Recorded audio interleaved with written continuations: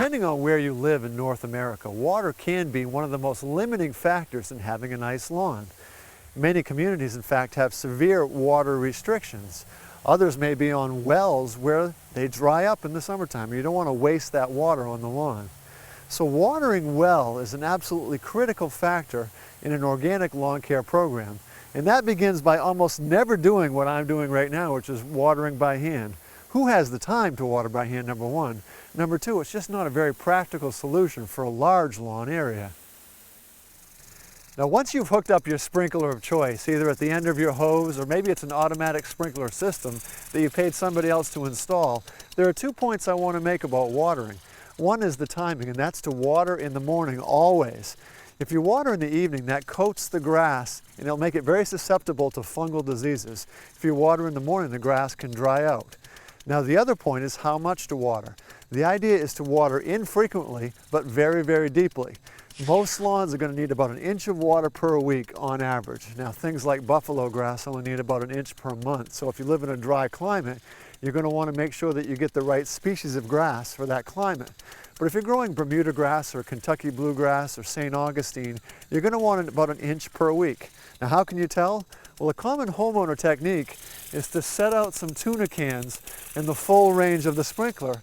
And when they're 1 inch full, you know you've watered your lawn 1 inch. Very simple. You can also take your shovel and just plunge it into the soil.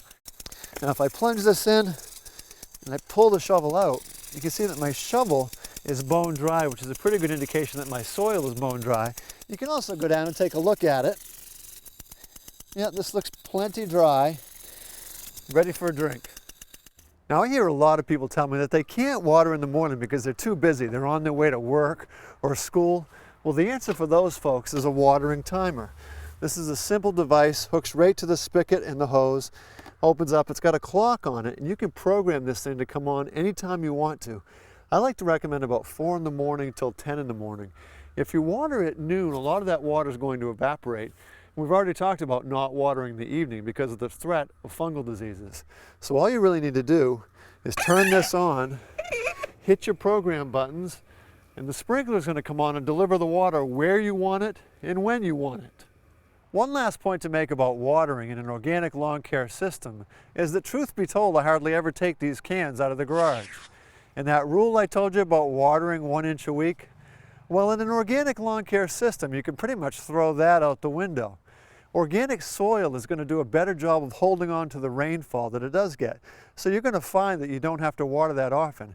If you mow your grass at the right height, you pick the right grass for your climate, your organic lawn isn't going to need a lot of extra water. It's a great way to conserve a precious resource.